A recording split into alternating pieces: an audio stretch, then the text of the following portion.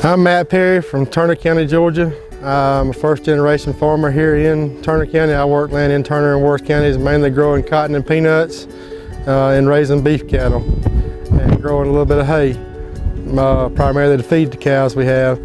Growing up, I guess from about the age of 10 or 12, I've just been fascinated with tractors. Everybody pretty much told me it was impossible for somebody to start from nothing. And then at the age of 16, I met a man, Mr. Steve Wilson, and he gave me an opportunity to help him farm. And it started from there. I started with him in the fall of, I guess it was around 2004. And I've fell in love with it from then on. When I came here, I knew pretty much nothing about farming other than what I'd learned from being a cotton scout. He was very patient and very trustworthy and willing to let me learn with his equipment, which I think he's crazy for sometimes. But I started then and fell in love with it, and I had never lost the passion for it. Farming is definitely in my blood. It's been some real trying times, especially last year, a whirlwind of emotions with Hurricane Michael taking most of our cotton crop before we had a chance to harvest it. But my advice to any young farmer wanting to start farming is get with a farmer that's been there, done that. Steve came here from North Carolina and pretty much started from nothing, so I figured that was a good way to start, is just to learn from somebody that did it the same way that I'm having to do it. I still don't have all the equipment I need. I'm still having to use some of his. We still share equipment, but I'm getting there. I've gained land over the years.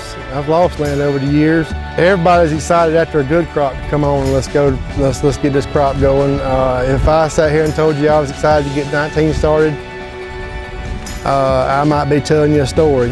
I'm a little discouraged, but you know, when you have two crops back to back that's pretty much destroyed by a hurricane and you had your crop made, of course it's discouraging, you know, and we done everything we could to harvest as much as we could before the storm got here. There simply just wasn't enough time and all the crops weren't ready.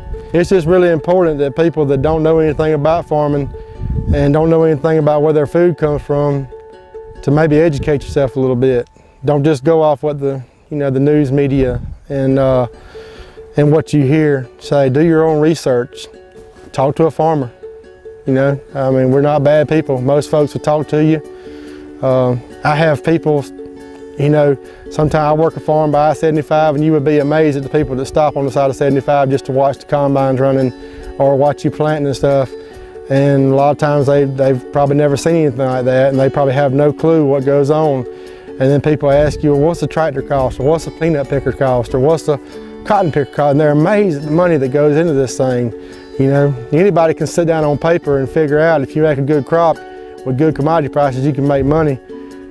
But they don't figure in equipment, they don't figure in land, they don't figure in your time, they don't figure in none of that. And it just is really hard to make a dollar right now with the prices where they're at. So I would say if anybody wants to know about farming, the best thing to do is go to the source. Conservation is a big thing that's near and dear to my heart, simply for the fact of we got to save this land for our future generations. And I think I have a greater understanding for it now that I have two kids of my own. And one day I hope if they want to pursue a career in agriculture, whether it be farming or any venture in agriculture that is here for them. And I think it's our duty as a farmer to be a good steward of the land and practice conservation tillage, prevent washes and runoff and everything as much as we can, because simple fact is they're not making any more land, and this is all we've got.